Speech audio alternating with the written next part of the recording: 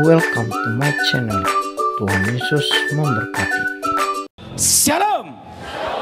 Saudara masih ingat tahun lalu saya pernah pesan bahwa semua suruh beli emas walaupun sebulan hanya 1 gram. Yang masih ingat angkat tangan coba. Tinggi-tinggi. Nah sekarang emas naik, betul? Betul? Harga-harga akan naik sampai 2026.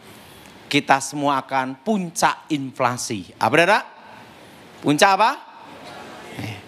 Nah ada yang tanya sama saya, gimana Surabaya? Tenang, aman. Mari kita buka Alkitab kita dalam kitab Efesus pasal yang ke-6. Kitab Efesus pasal yang ke-6 ayat 10 sampai dengan ke-13. Saudara yang ganjil, saya yang genap. Kitab Efesus pasal yang ke-6 ayat 10 sampai dengan 13. Saudara yang ganjil, saya yang genap. Akhirnya adalah kamu kuat di dalam Tuhan, di dalam kekuatan kuasa-Nya.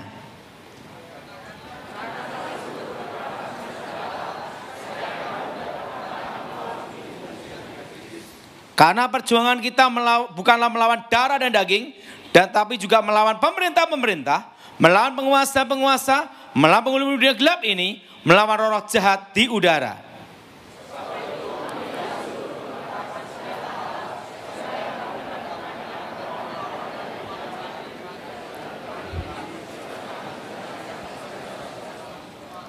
Lawan kita bukan darah dan daging, tapi penguasa-penguasa darah, roh-roh jahat di udara. Nah, bagaimana kita mengenali serangan kuasa setan? Ini yang penting. Nah, semua serangan kuasa setan yang hubungan dengan kuasa kegelapan, mayoritas di Indonesia itu selalu berhubungan dengan arwah. Dengan apa saudara? Dengan apa? Arwah. Suatu kali saya dimintai tolong seorang notaris. Ibu notaris ini minta tolong saya. Karena dia punya seorang ayah. Ayahnya ini tiba-tiba itu tidak sadar jalan sendiri sampai jauh dari rumah. Setelah itu balik. Umurnya di atas 80 lebih. Suatu kali ayahnya ini masuk rumah sakit dan sakit parah, sakit berat. Mati ndak, hidup ndak. Kalau udah mau mati, mau tit, tiba-tiba bangun lagi. Terus pihak keluarga minta tolong saya, notaris ini minta tolong saya. Pak Daud, untuk urusan setan ini saya minta tolong Pak Daud. Karena yang tahu tentang setan, bekas setan. Ya udah, saya datang ke sana.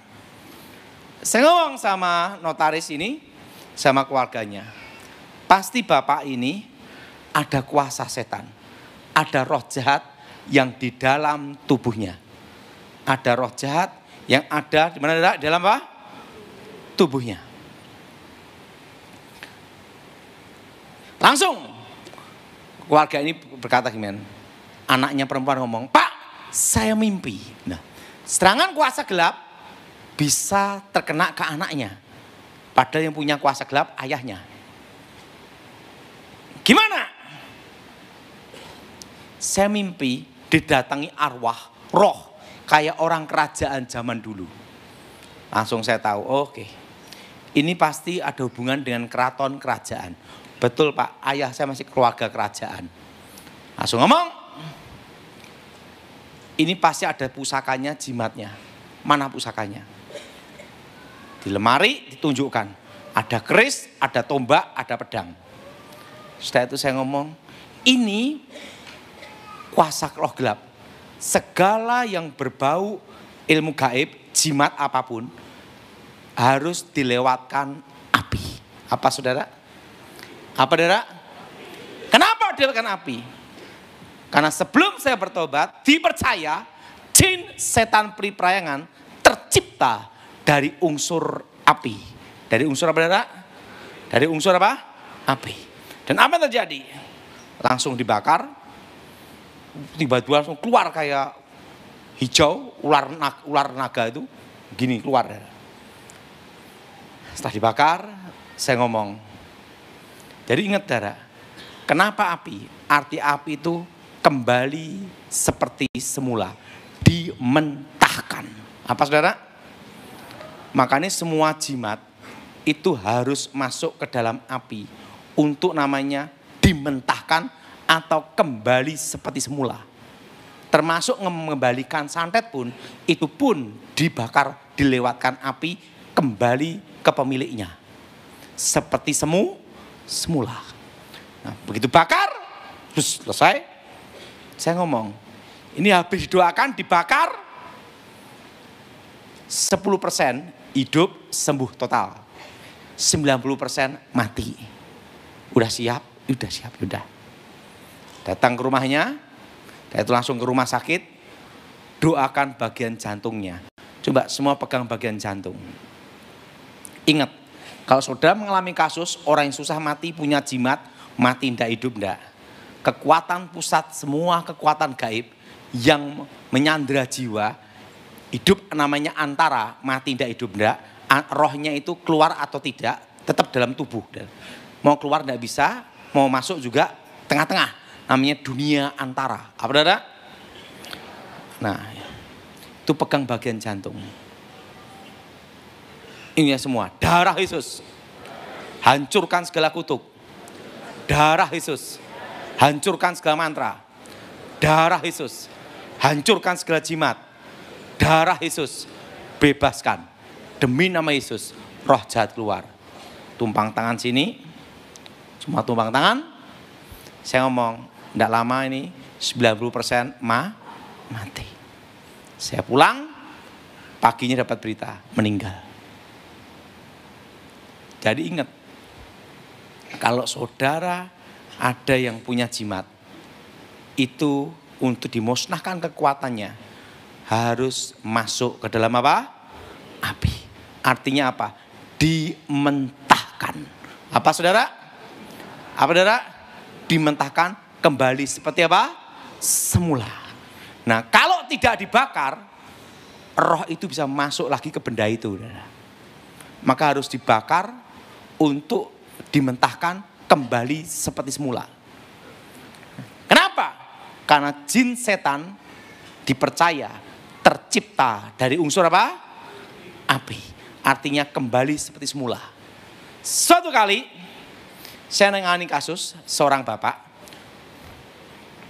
Dia pasang susuk supaya menang main bola. Tetapi tidak pernah juara dunia. Pasang susuk. Nah, supaya apa? Kalau adu kaki dia menang. Jadi sepak bola itu tujuannya bukan nyerang bola, tapi nyerang apa? Kaki. Supaya kebal kakinya. Supaya kuat kakinya. Nah, istrinya kesurupan. Ingat saudara. Yang punya kuasa gelap itu adalah suaminya. Tapi yang kesurupan adalah istrinya. Kenapa? Karena istrinya yang lemah. Setan selalu menyerang yang lemah. Jelas? Setan menyerang yang apa, saudara? Yang apa? Yang apa? Yang lemah. Di dalam kesurupannya, dia merasakan ada laki-laki tinggi besar nginjek dadanya. Saya itu kesurupan baruan. Dan itu berbulan-bulan, berminggu-minggu, udah dilayanin. Akhirnya keluarganya ambil keputusan ngundang saya. Waktu saya datang, ingat, susuk itu ada 2 jenis. Kan ada susuk emas, berlian, sama lilin. Susuk itu ada 2 jenis. Pertama, susuk hidup. Apa saudara? Kedua, susuk mati. Susuk apa saudara? Ada 2 di sini. Susuk hidup dan susuk apa? Susuk mati. Apa itu susuk hidup? Susuk hidup, kekuatan gaib, kekuatan mistiknya masih penuh powerful. Dan susuk yang hidup itu bisa pindah. Disusuk bagian emas, bagian sini, bisa pindah bagian kaki. Dari kaki bisa pindah ke tangan, mengikuti jalur peredaran darah. Ini namanya susuk hidup. Dan kekuatan susuk ini maksimal itu 1000 hari. ada masa kadaluarsa. Nah, setelah lewat 1000 hari, kekuatan tidak berfungsi, tapi kutukan dan roh jahat tetap berjalan. Karena kutukan dan kuasa gelapnya tidak ada masa expired. Jelas, saudara? Tidak ada masa kadalu. Nah, kutukan dan roh jahatnya hanya bisa diusir dan dibatalkan demi nama Yesus. Itu namanya susuk hidup. Nah, susuk hidup ini kalau didoakan itu keluar emas berliannya. Karena masih powerful, ada kekuatan gaibnya. Jelas? Masih ada apa, saudara? Masih ada apa, saudara? Kekuatan apa? Gaibnya. Nah, saya pernah ngelayanin seorang bapak punya anak polisi. Perwira, dia minta tolong saya karena dia tahu ayahnya ini pasang susuk. Dan susuknya masih hidup. Dan susah mati. Karena setiap sebelum 1000 hari itu dibangkitkan. Makanya ada namanya itu, ada kalau pusaka itu setiap bulan suro. Dimandiin untuk dibangkitkan. Kalau susuk itu 1000 hari untuk dibangkitkan. Nah, susah mati ayahnya ini. Waktu itu saya doakan. Ingat, kalau jenis yang susah mati ini pegang bagian jantung. Coba pegang bagian sini. Nah. Jelas? Pegang bagian apa? Darah Yesus hancurkan kutuk. Darah Yesus hancurkan mantra. Darah Yesus hancurkan jimat. Darah Yesus bebaskan. Demi nama Yesus, roh-roh jahat keluar. Karena susuknya masih hidup, saya ngomong, susuk ini masih hidup. Tunggu sebentar. Tiba-tiba, buang air besar. Bau banget. Keluar dari beraknya itu apa? Jarum emas berapa biji. Kenapa keluar? Karena susuk hidup. Jelas? Jadi kalau kita ngusir setan, doa pelepasan tentang susuk. Harus paham benar. Susuk hidup atau susuk mati. Jelas? Nah, yang kedua, susuk apa? Mati. Nah, susuk mati itu adalah susuk yang sudah melewati masa kadaluarsa. Di atas 1000 hari tidak dibangkitkan. Apa, saudara? Melewati masa apa, saudara? 1000 hari tidak dibangkitkan. Tidak dibangkitkan lagi. Nah, kekuatannya itu tidak berfungsi. Tapi kutukan dan roh jahat tetap berjalan. Dan susuk mati ini bisa juga terjadi susuk hidup kena pantangannya. Misalnya daun kelor. Atau sepet kelapa, atau makan pisang emas. Atau lewat jemuran, atau sate. Makan sate. Itu bukannya kutukannya lepas, enggak. Kekuatannya tidak berfungsi. Sekalipun itu susuk hidup, kalau makan pantangannya, itu langsung jadi susuk mati. Artinya kekuatannya tidak berfungsi. Tidak berada? Tidak apa? Tidak berfungsi. Nah, tapi kutukan dan roh jahatnya tetap dalam badan. Nah, jenis susuk mati ini, kalau dalam doa pengusiran setan, doa pelepasan, itu tidak keluar emasnya atau beliannya. Kenapa? Karena kekuatannya sudah tidak ada. Jelas? Jelas? Nah, dalam doa pelepasan harus dibatalkan demi nama Tuhan segala kutukan dan ikatannya. Ini penting. Sekalipun itu susuk mati. Makanya dalam kasus doa pengusiran setan, pelepasan susuk, belum tentu susuknya keluar dari badan. Jelas? Jelas? Karena tergantung hidup atau sudah mati. Nah, orang pasang susuk itu kelihatannya mudah ya. Kalau dari jauh kelihatan cantik, begitu dekat ya kayak gitu. Nah, susuk hidup, susuk mati. Suatu kali, jadi semua pusaka, kekuatan jimat, itu ada yang namanya posisi netral. Kekuatan tidak berfungsi. bila ditemukan satu unsur alam yang berlawanan tapi sejenis.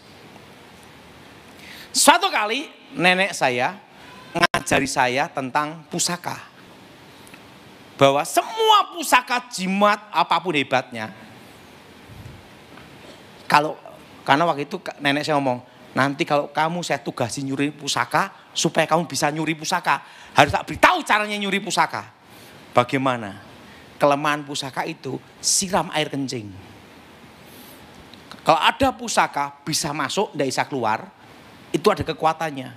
Sebelum kamu masuk, siapin air kencing. Siraman sedikit aja situ. Maka kekuatannya tidak berfungsi. Begitu lihat pusakanya, siramkan air kencing ke pusakanya. Maka kekuatan tidak berfungsi. Nenek saya ngomong gini, ini cara nyuri pusaka. Kalau kamu saya suruh nyuri pusaka, tak ajarin caranya ini. Supaya bisa. Nah, saya sebagai muridnya berpikir, yang untuk uji coba siapa? Tak pikir-pikir, saya nyoba nyuri pusaka guru saya sendiri aja. Nah, kan udah diajari caranya. Cara nyuri pusaka seperti ini. Ya udah. Siapin air kencing. Kan di itu nenek saya punya ilmu, orang bisa masuk, bisa keluar. Tapi saya dikasih bocorannya. Kau nyuri pusaka pakai air kencing. Begitu masuk. Dekat pusakanya, siramkan. Jebret. Tidak berfungsi. Keris, pedang, tak ambil semua. Pusaka yang ada di lemarinya habis semua. Suatu kali malam Jumat, biasa dia mau nyari pusakanya untuk dimantra-mantrai, dilihat, loh kok hilang semua? Langsung dia ngomong, siapa manusia sakti ini yang bisa ngambil pusaka? Nah saya diem aja, seminggu sampai 2 minggu, dia stres. Dia gunakan ilmu terawang untuk melacak pusakanya ada di mana. Ketutup. Kenapa ketutup? Dalam hati saya, berarti dia ngajari saya benar juga. Tak coba untuk dia. Saya diam aja. Wah, dia pakai ilmu terawang ini, ketutup, enggak bisa. Setelah itu dia stres, putus asa, saya kasihan. Nenek, kamu ingin tahu pusakanya? Ya ini pusakanya tak sembunyi, tak curi. Loh, kamu nyuri pusaka saya? Kan nenek ngajari saya nyuri. Sebelum saya praktek ke tempat lain, tak praktekkan dulu ke tempat nenek. Wah, langsung dia beritahu. Nah, makanya pusaka-pusaka zaman dulu sama Jepang, sama Belanda, kalau dirampas, dikencingin. Supaya apa? Kekuatannya tidak berfungsi. Itu bisa kekuatan tidak berfungsi selama 40 hari. Kenapa air kencing? Ini masuk, ini keluar. Satu unsur berlawanan. Makanya orang kalau punya jimat, mau buang air besar, jimat ditaruh dulu baru nongkrong. Kenapa tidak dibawa? Kalau dibawa kekuatannya tidak berfungsi. Jelas? Nah, jadi ingat, tapi itu bukan untuk mengusir setan atau melepaskan kutukan. Itu hanya posisinya kekuatan tidak berfungsi sementara. Biasanya itu hanya 40 hari. Berapa lama, Saudara? Berapa lama? 40 apa? 40 hari. Jadi saudara, kalau ada kasus susuk dalam doa pelepasan, ingat, susuk hidup atau susuk apa mah? Nah kalau hidup itu bisa jalan. Dari sini bisa pindah ke kaki. Dari kaki bisa pindah ke tangan. Mengikuti jalur peredaran darah. Nah, Pak kalau ada kiriman ilmu santet, cara ngembalikannya gimana? Udah tahu bahwa orang yang suka tertawa itu tidak bisa disantet.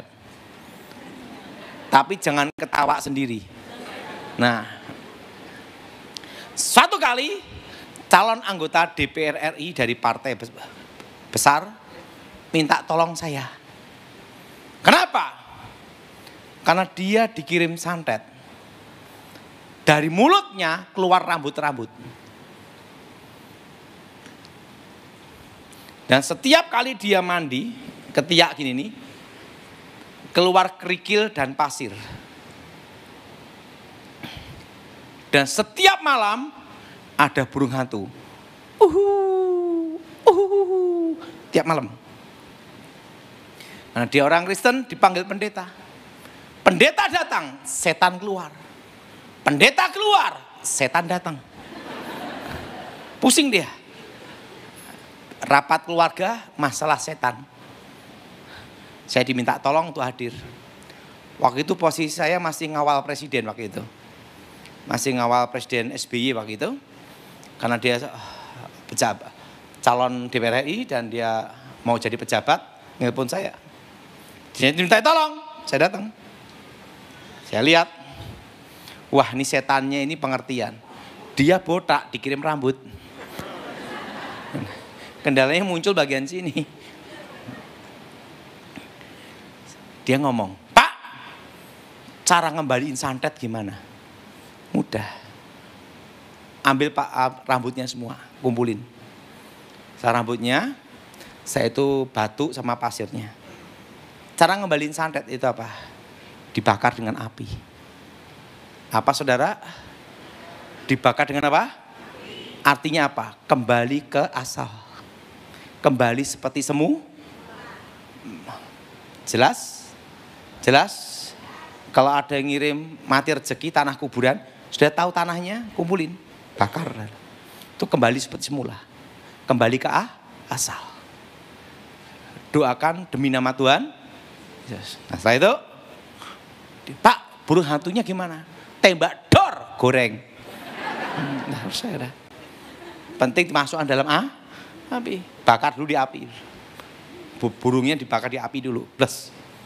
Nah, ingat. Kalau saudara ada kiriman santet. Paku, boneka, tali pocong, atau model pocong, atau model apapun. Tahu itu jenis santet. Ingat. Langkah pertama yang dilakukan apa saudara? Masukkan ke dalam apa? Kenapa masuk dalam api? Kembali ke asal. Ikuti saya semua, kembali ke asal. Apa saudara? Atau dimentahkan, kembali ke pemiliknya. Nah, tapi ingat. Semuanya itu, semua jimat, semua jenis pusaka model apapun harus masuk ke dalam api. Untuk apa? Menghilangkan kekuatannya. Kedua, supaya kembali ke semula, dimentahkan. Apa saudara? Apa saudara? Dimentahkan. Ada satu kasus yang saya tanganin, ini supaya lebih jelas saudara. Ada seorang pemuda, tapi belum menikah, usia 40-an. Dia punya jimat, batu, dan itu membuat dia kebal senjata. Di karter, tembak, silet, gak mempan. Batu ini kalau dilempar, peng, ke sungai, besok pagi-pagi, tek, balik ke lemari. Dilempar itu ke laut, peng, besoknya, plek, kembali ke lemari lagi. Dan banyak hamba-hamba Tuhan doain dia, suruh nyilet karter, suruh beli di Indomaret, silahkan disilet gitu. Gini-gini. Lah hamba Tuhannya nonton gini-gini doang. Doa demi nama Yesus tapi gini-gini. Karena lihat kebal dia. Dan pemuda ini ngomong, batu ini silahkan buang. Suruh buang. Batunya dibuang, peng ke laut. Berapa hari kemudian, peng, balik ke lemari. Ditunjukin, batunya balik. Gitu dah. Kakak-kakaknya pusing, minta tolong sama saya. Yang tahu tentang setan, bekasnya apa? Setan. Udah saya datang. Langsung dia ngomong, ini Pak Daud ya? Iya. Dukun santet ya? Gitu dah. Dia tahu, ya udah saya bilang gitu. Dia ngomong, Pak Daud, silakan beli karter di Indomaret. Gitu dah. Atau di toko, terserah. Silatkan di badan saya. Saya membawa pusaka saya ini. Saya diam aja. Nggak usah pakai silet. Sini. Kan dia gini-gini pakai pusakanya. Rambutnya tak rontok. Waktu rontok dia pucat. Saya beritahu Mas, Anda bukan lawan saya. Kenapa? Ilmu masih di bawah saya. Kalau saya belum bertobat, kamu udah ketemu Tuhan. Langsung, kaget dia pucat. Saya tahu kamu punya ilmu kebal. Kelemahan apa juga tahu saya. Mana pusakanya? Sini. Tahu enggak Pak? Pusaka ini, berapa hamba Tuhan ngomong, udah tak lempar balik lagi. Tak lempar balik lagi. Ya, kalian goblok sih. Kasih tahu caranya. Mana pusakanya? Plak. Pertama, harus apa Dara? Masuk dalam apa? Api. Ingat itu. Jimat apapun harus dimasukkan ke dalam apa? Api dulu. Lewatkan masuk api dulu. Begitu masuk dalam api, jam kebakar. Setelah kebakar, batunya diambil, mana pukul besinya. Tek, hancur jadi pasir. Saya ngomong dia, udah tidak bisa balik lagi. Langsung doa pelepasan bertobat. Kenapa hamba Tuhan yang ini gagal? Karena tidak masuk ke dalam api. Saudara ada yang ngirimin santet, bendanya itu ketemu, langkah pertama. Apa saudara? Masuk ke dalam apa? Api. Karena semua jimat, kekuatan pusaka apapun, kalau masuk dalam api, kembali seperti semula dan dimentahkan. Untuk pengusiran setan demi nama Yesus. Nah, makanya ada kasus tertentu, kalau jimatnya hanya dibuang aja, rohnya balik lagi. Kalau udah masuk dalam api, udah enggak. Dimentahkan. Jelas? Kembali seperti semu. Jadi kalau saudara nanti di rumah ada yang ngirim tanah kuburan, langkah pertama, masuk dalam api dulu, baru doa. Jadi demi nama Tuhan Yesus keluar. Kenapa? Karena api. Kembali ke asal. Kembali ke pemilik. Jelas? Jelas? Jelas? Ini semua masuk dalam api. Saudara, banyak orang ngomong sama saya gini, Pak, tahun ini aja udah berat. Gimana tahun depan? Betul? Saya kan beritahu pada saudara semua tahun lalu, bahwa kita semua akan masuk resesi ekonomi itu di tahun 2025. Betul? Yang masih ingat angkat tangan semua. Tinggi-tinggi. Sekarang udah terasa. Betul? Betul? Nah, Surabaya gimana? Saya beritahu, kencangkan ikat pinggang. Biasanya makan steak tenderloin, sekarang makan kikil. Tetap rasanya empuk, betul? Betul? Betul? Resesi ekonomi ini tidak terasa berat di Surabaya selama tidak utang bank. Jadi yang utang bank, makanya dari 3 tahun yang lalu saya beritahu, jangan utang bank. Karena kita masuk resesi ekonomi berat tahun depan. Yang utang bank, siapin nanam kelapa kopior dan es kopior. Sambil minum sama-sama kepalanya kok. Karena kondisi seperti ini masih sampai tahun depan. Jelas saudara? Dan nanti inflasi terus. Tahun depan semua ada. Semua naik semua adalah. Harga-harga akan naik semua. Itu tahun depan. Yang tidak naik hanya satu, harga diri. Sampai 2026 Desember. Itu puncak-puncaknya inflasi. Dan 2027 baru ekonomi bergerak. Jelas? Dan tahun depan banyak properti yang diobral. Tahun ini sudah banyak, tahun depan lebih banyak adalah. Karena orang perlu makan dan perlu uang cash. Tapi saudara jangan tergoda utang bank, pakai KPR untuk beli properti. Ingat, jangan terjebak itu. Kecuali punya uang cash baru beli. Karena kondisi seperti ini masih sampai tahun 2026. Jelas? Bunga bank, daya beli masyarakat drop turun. Itu sampai tahun 2026. Jelas? Dan ekonomi bergerak. Waktu itu saya beritahu, 10 tahun ke depan Cina menguasai ekonomi Indonesia. Masih ingat? Nggak usah banyak-banyak. Sekarang aja Cina masuk tekstilnya ke Indonesia. Betul? Betul?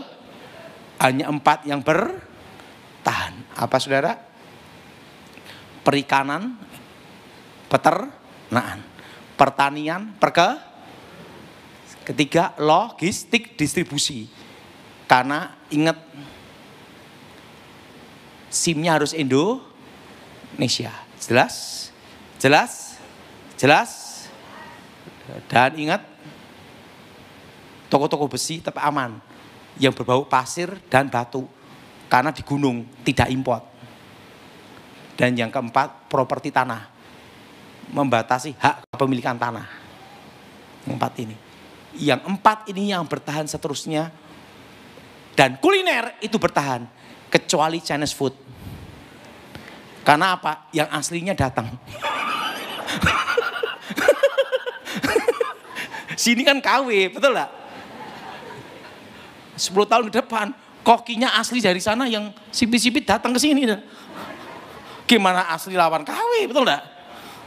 Nah, makanya semua yang kuliner-kuliner semua persiapkan masakan Nusantara. Karena 10 tahun ke depan Cina menguasai ekonomi Indonesia. Kemarin saya di Kementerian Pertahanan, saya omong-omong sama Jenderal Gleni Kairupan karena sahabat saya 20 tahun. Saya ngomong, langkah pertama swasembada jagung dulu. Untuk apa? Karena jagung yang paling tahan kemarau. Kalau padi itu harus berair cukup. Dari batang, daun sampai biji semua bisa kepake. Dan tahan lama. Pertama, jagung dulu. Kedua, aman dulu. Kondisi apapun penting aman. Ingat, tahun depan yang diutamakan presiden pasti aman dulu. Jelas? Jelas? Jadi saudara tidak usah takut akan terjadi macam-macam. Aman. Amin. Ngomong sebelahnya, tidak usah pindah luar negeri. Amin. Apa saudara? Aman. Ingat, posisi apa saudara? Aman. Pak, gimana untuk ke depan, tahun depan nyimpen apa? Pertama, yang hubungan dengan dagang, yang berhubungan dengan import, harus punya cash dolar secukupnya aja. Yang kedua, udah tahu emas nanti berapa tahun lagi 2 juta per gram. Tahun lalu saya nyuruh semua nyimpen emas walaupun 1 gram. Betul? Betul? Sekarang udah naik. Dan berapa tahun lagi 2 juta per gram. Jadi kalau nikah nanti bukan pakai cincin emas, cincin aluminium. Jelas? Cincin apa dah? Ngomong sebelahnya, itu nanti zamanmu. Penting tahan lama, aluminium. Cintamu sejati seperti aluminium. Nah, jadi itu akan terjadi, ingat. Dan saya sudah beritahu, tahun depan perpajaan. Jadi saya beritahu sekarang, ini sebelum saya selesai khotbah ya. Kenapa 3 tahun yang lalu saya khotbah di tempat ini sampai berapa kali? Supaya semua beli tanah. Masih ingat? Ya masih ingat, tangan-tangan coba. Beli tanah, beli emas, beli US dollar. Betul? Saya kasih tahu. Gaji UMR sekali. Sekarang ini misalnya. Sebulan maksimal lah. Udah berat itu. Itu 5 juta. UMR ya. Oke. Mau punya rumah. harga 500 juta itu paling rendah di Surabaya, betul? Betul? Kecil, RSSS, rumah sangat sederhana, selonjor, susah. Itu aja udah 500 juta di dalam kota, betul? Betul? Itu mau beli aja, itu nunggu 10 tahun loh. Itu sama makan dikurangin doa puasa, betul? Setelah 10 tahun mau beli, naik, karena harga tanah naik terus, 1,5 miliar, 2 miliar, gimana mau kebeli, betul? Apalagi gajian 3 juta, 4 juta. Kan saya beritahu, saudara semua beli tanah, nanti menentukan masa depan anak-anakmu, betul? Betul? Perpajaannya, betul? Betul? Kedua, ingat saudara, saingan tambah berat, betul? Betul? Makanya 3 tahun yang lalu saya beritahu semua supaya beli apa? Tanah. Ya masih ingat, angkat tangan coba. Dan saya memberitahu semua suruh berkebun. Harga-harga naik semua, betul? Krisis pangan. Dan tahun ini dan saat ini saya memberitahu, tahun depan, tahun untuk bertahan. Apapun kondisimu, bertahan, usahakan jangan utang bank. Jelas? Jelas? Jelas? Dan nyimpen uang emas, nyimpen di rumah, uang cash, jaga-jaga. Di bank juga ada, di rumah juga ada. Kenapa? Jaga-jaga tiba-tiba pembatasan pengambilan uang di bank. Jaga-jaga semua. Jelas, saudara? Tapi untuk negara aman. Tepuk tangan, saudara. Jadi tahun ini saya beritahu untuk tahun depan. Semua yang bisnis berhubungan import, siap-siap cash dolar disimpan. Jelas? Dana Pak berapa tahun lagi emas berapa, saudara? 2 juta per gram. Jelas? Dan tahun ini sampai 2026 harga-harga akan naik terus sampai puncak, adalah. Puncaknya kapan? 2026 Desember. Setelah puncak 2027 baru properti naik karena properti itu yang terakhir. Nah, jadi tahun ini banyak properti yang diobral. Tahun depan lebih banyak lagi, adalah. Tapi daya beli masyarakat turun sampai 2026. Ini waktunya yang dapat uang cash beli. Kalau utang KPR jangan. Kenapa? Kondisi seperti ini sampai 2026. Jelas? Jelas? Untuk jemaat GSJS di sini, saya beritahu, Tuhan pelihara kita semua. Nah, yang kedua, ingat, ngomong sebelahnya, kencangkan ikat pinggang, jangan ngurangi persembahan, betul? Amin. Karena apa? Tahun depan, tahun ini, saudara beli barang yang saudara perlu aja. Yang tidak perlu jangan dibeli. Yang setuju angkat tangan? Nggak usah yang bermerek, penting bisa dipakai. Setuju? Nggak usah merek-merek. Kayak saya aja, celana ini. Ini usia 20 tahun. Ini tambalannya asli, karena apa? Udah bolong. Saya bayar 10.000. Ditanya, Pak yang warna kayak ini enggak ada, adanya biru. Kasih biru aja. Ini udah 20 tahun nih, darah. Kalau celana model kayak gini, orang mau ngerampok, enggak usah ngerampok, tak kasih ikhlas. Amin. Jadi ingat, tahun depan kita saudara, resesi. Jelas? Kencangkan ikat pinggang, beli barang yang perlu saja, yang tidak perlu jangan. Kurangi pengeluaran, jelas? Dan bertahan, amin. Ngomong sebelahnya, kurangi pengeluaran. Dan bertahan sampai 2026. Dan ingat, mulai sekarang yang bisnis makanan Chinese food mulai berpikir untuk makanan Nusantara. Kenapa? Karena nanti yang aslinya bakal datang. Jelas? Dan ingat, saudara tidak boleh takut, tidak usah khawatir. Resesi ekonomi Surabaya, Jawa Timur tidak terasa. Hanya yang terasa ada di Jakarta. Kemarin saya beritahu, Pak, gimana menurut keuangan itu Bapak? Ingat, posisi negara tetap aman. Yang kedua, stabil keamanan.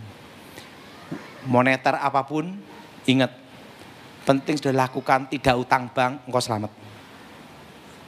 Jelas? Yang setuju angkat tangan saudara. Tidak ada utang bank. Kedua, mengurangi apa? Tidak boleh mengurangi apa? Persembahan. Dan hidup apa? Dan tidak tergantung merek. Dan jangan gengsi. Jelas? Jelas? Beli yang Anda perlu. Yang tidak perlu, jangan. Pengeluaran yang tidak perlu, jangan. Karena apa? Kondisi seperti ini masih sampai tahun 2026 Desember. Berapa tahun lalu saya memberitahu, simpan emas masih berapa? Betul? Naik. Saya suruh nyimpan dolar masih berapa? Sekarang udah del semua, betul? Dan ingat, tahun depan semua akan naik. Yang tidak naik apa saudara? Hadiri. Shalom sobat Tuhan. Bagaimana dengan firman Tuhan yang telah disampaikan oleh hamba-Nya? Yang diberkati katakan saya. Haleluya. Saya percaya semuanya kita yang telah mendengarkan firman Tuhan yang disampaikan oleh hamba-Nya, semuanya pasti diberkati. Amin. Haleluya. Jadilah pribadi yang takut akan Tuhan dan yang senantiasa melakukan kehendak-Nya, melakukan firman Tuhan, bukan hanya sekedar pendengar saja. Kita berjuang hari lepas hari untuk selalu menggenapi firman Tuhan di dalam hidup kita. Amin. Haleluya. Jangan khawatir, jangan ragu. Tuhan pasti tolong setiap kita anak-anaknya yang ingin melakukan kehendak-Nya. Haleluya. Haleluya. Saya berdoa saat ini untuk saudara, kiranya Tuhan Yesus Kristus Allah yang mulia, yang senantiasa menyertai, memberkati, membentengi saudara-saudari sekalian dimanapun saudara-saudari berada, dan apapun yang saudara kerjakan, semuanya Tuhan berkati. Jadilah di dalam nama Yesus. Amin. Amin. Amin. Shalom. Yesus memberkati.